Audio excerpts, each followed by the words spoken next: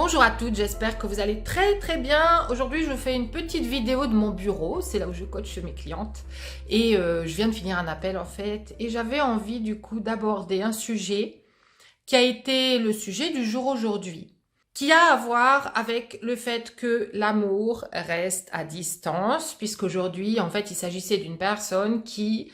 Encore une fois, vit une relation à distance et pour moi, ça apporte beaucoup de sens en fait et ce n'est pas anodin.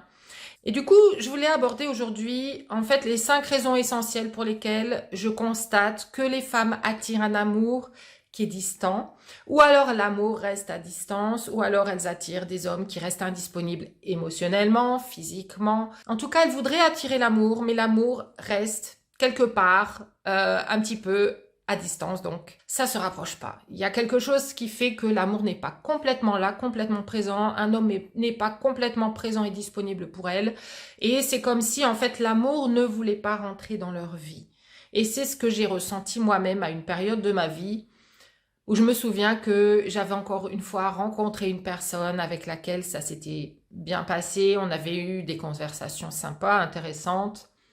Et en fait, je m'étais retrouvée, je me vois encore dans cette petite rue où j'avance et en fait, il m'a pas rappelé, il m'a pas proposé de se revoir et je me pose toutes les questions du monde. Est-ce que j'ai fait quelque chose de mal? Est-ce que j'ai fait quelque chose dans une autre vie?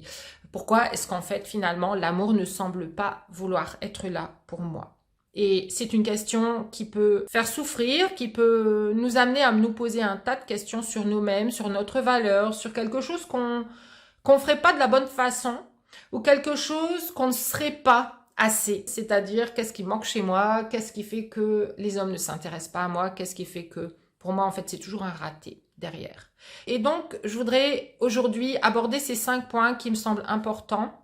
En tout cas, il me semble important de vous les partager pour que vous puissiez voir si vous-même vous êtes concerné, si vous-même vous pouvez retrouver dans votre vie amoureuse certains symptômes en fait qui peuvent s'apparenter à ce que je vais vous donner comme point. Donc le premier point, ça a à voir avec justement peut-être votre propre peur que ça se rapproche. Votre propre peur qu'un homme vienne vers vous, qu'il s'installe quelque part dans votre vie, qu'il s'installe dans votre cœur, et que vous voyez votre propre vie chamboulée, vous voyez votre propre réalité chamboulée, et en fait, il peut s'agir dans un premier temps d'une peur de ne plus contrôler les choses. La peur de ne pas contrôler ce que cet homme vient faire dans votre vie. La peur de ne pas contrôler peut-être l'espace qu'il va prendre dans votre vie, l'espace qu'il va prendre dans votre cœur, peut-être les limites que vous voudriez ne pas voir dépasser et en fait, vous sentez quelque part inconsciemment que vous ne pourrez plus gérer.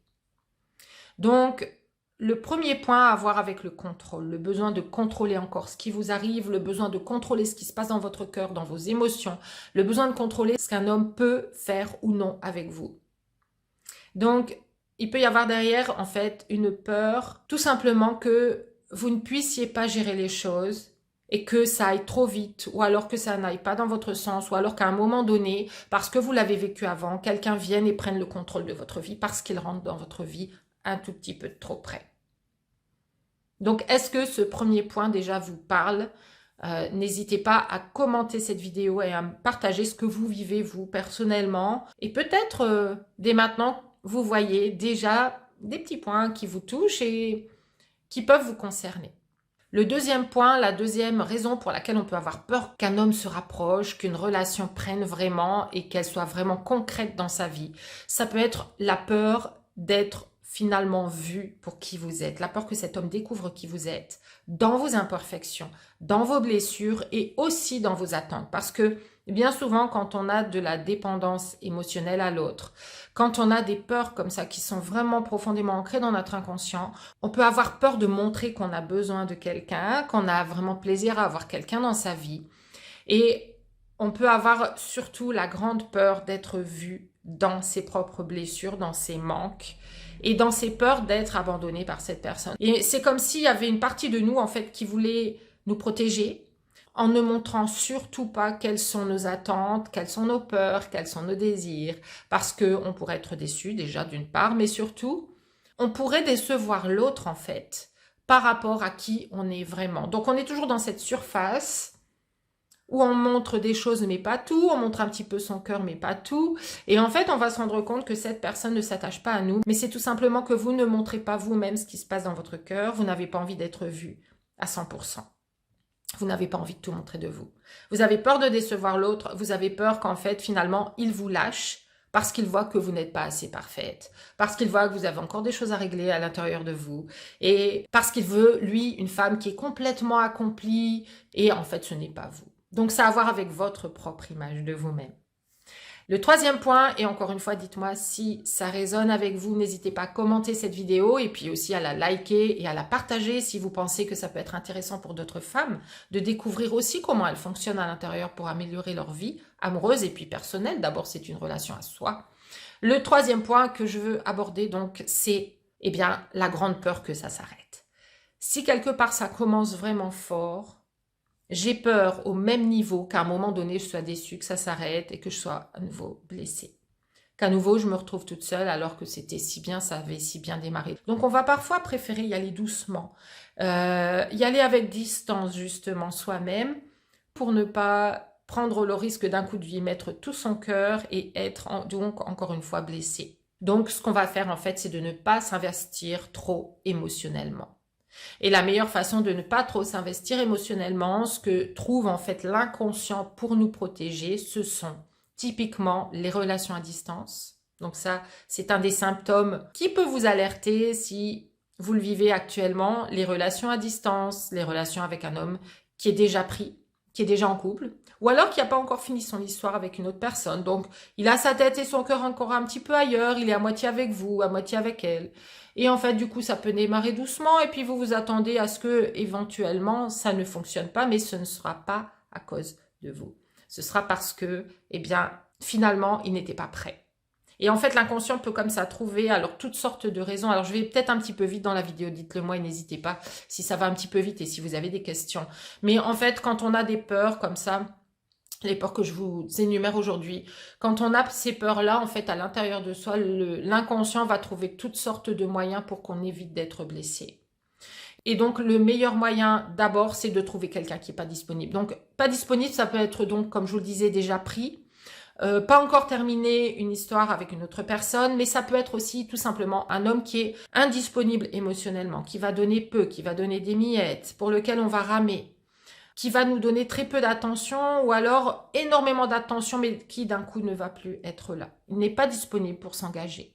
Il va vous dire que, en fait, il n'est pas prêt. Peut-être qu'il va vous dire que vous méritez quelqu'un de mieux. Peut-être qu'il va vous dire qu'il y a encore telle ou telle raison. Sa mère a besoin de lui, sa sœur a besoin de lui. Il ne peut pas être là tout le temps. Peut-être que son métier le tient aussi. Il n'est jamais là la semaine. Il est là de temps en temps le week-end. Mais quand il est là le week-end, il n'est pas toujours là pour vous parce que il doit être là aussi pour d'autres personnes qui sont importantes pour lui. Bref, vous passez votre temps dans l'attente que cet homme soit vraiment disponible pour vous.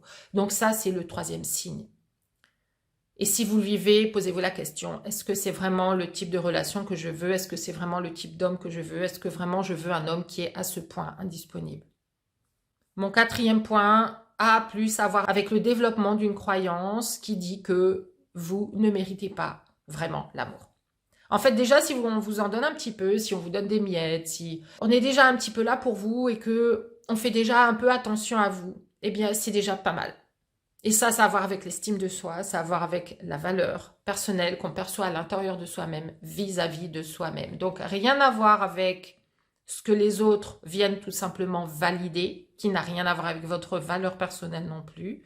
Vous avez toute la valeur, tout simplement, vous ne ressentez pas cette valeur à l'intérieur parce que toute petite, vous n'avez pas appris à la ressentir. Vous avez ressenti peut-être étant petite que vous deviez faire beaucoup et que même en faisant beaucoup, vous n'arriviez pas à attirer l'attention de vos parents ou alors vous n'arriviez pas à attirer la validation que vous aviez effectivement de la valeur sous toutes les formes. Ça peut être des compliments que vous n'avez pas reçus, ça peut être le fait au contraire d'avoir été vraiment poussé à prouver vos capacités en permanence, comme je l'ai vécu moi-même, toujours prouver que je suis au top, que je sais tout, que j'ai les réponses à tout et en fait mes émotions n'étaient pas prises en compte. Qui j'étais dans mon identité n'était pas pris en compte, il fallait du résultat. Et le résultat prouvait que oui, j'avais la valeur. Et en fait, rien de ce que je faisais n'avait d'importance. Tout ce qui comptait, c'était le résultat au bout. Donc, on peut ressentir comme ça qu'en fait, on n'a pas assez d'importance, qu'on n'a pas de valeur, que le fait d'être soi, en fait, n'est pas suffisant et on doit faire et on doit faire et on doit faire et plus on fait, moins on reçoit et c'est la norme qu'on a en soi.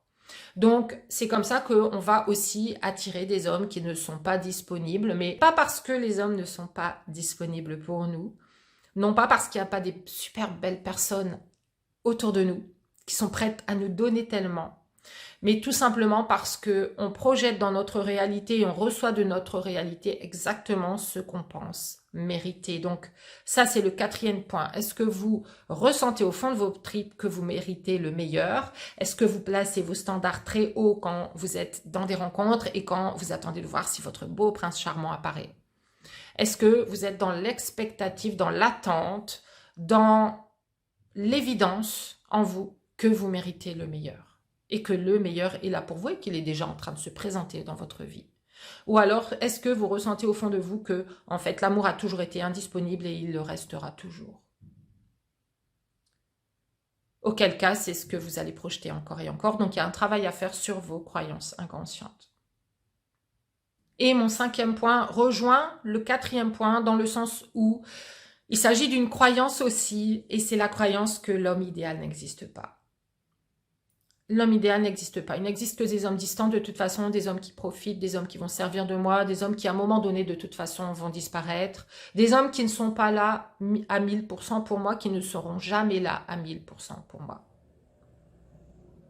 Donc si vous ne croyez pas en fait au fait que votre prince charmant, pleinement présent, pleinement là, pleinement disponible pour vous, complètement à votre écoute, qui vous respecte, qui est loyal, qui est vraiment là avec vous en équipe, n'existe pas, vous ne pourrez pas l'attirer. Et si vous l'attirez, vous allez voir que vous allez tout faire pour pousser les limites, justement, être peut-être vous-même distante, jusqu'à ce que cet homme reprenne ses distances. Et là, vous pourrez dire, en tout cas, c'est votre ego qui pourra dire, t'as vu, je te l'avais dit. Je te l'avais dit, il n'y a personne qui peut être là pour toi. L'homme que tu recherches, qui est vraiment connecté avec toi, qui fait un avec toi, n'existe pas. Donc, si vous avez une de ces formes de croyance, ou en tout cas, si vous voyez certains symptômes dans votre vie qui montrent que les hommes et que l'amour, en tout cas en général, n'est pas là disponible pour vous, c'est que quelque part en vous, il y a quelque chose qui parle encore d'un de ces 5 points.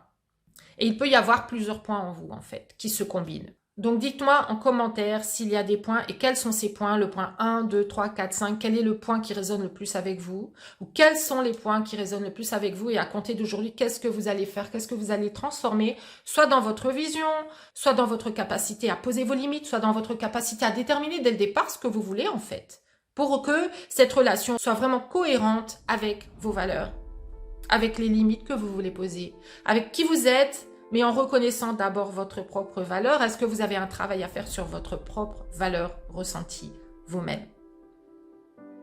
Est-ce que vous avez un travail à faire sur votre vision des hommes, sur ce que vous avez appris du masculin?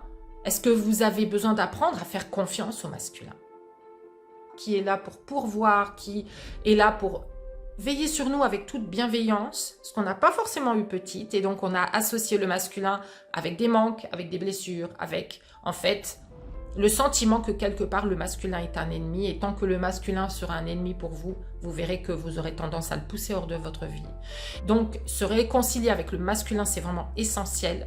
Si vous avez envie de faire ce travail profond ensemble, réservez un appel avec moi. Je me ferai une joie de converser avec vous, de voir où vous en êtes dans votre situation, de voir évidemment quels sont les schémas qui vous tiennent depuis toujours, puisque ce sont les mêmes schémas qui nous tiennent depuis l'enfance, qu'on répète encore et encore et encore, jusqu'à ce qu'on en prenne conscience et qu'on puisse le démonter et le remplacer par d'autres schémas qui nous servent. Je laisse le lien en description de cette vidéo. Et si vous avez encore une fois envie de liker, de partager, de commenter cette vidéo, faites-le. Et puis pensez à vous abonner à la chaîne si ce sujet vous a plu, puisqu'il y a une vidéo au minimum qui sort par semaine sur ces mêmes sujets qui ont tout à voir avec le fait de devenir libre, confiante et lumineuse dans votre vie, dans tous les domaines et notamment dans le domaine relationnel. Je vous souhaite une excellente et lumineuse journée. Je vous dis à très bientôt. Ciao.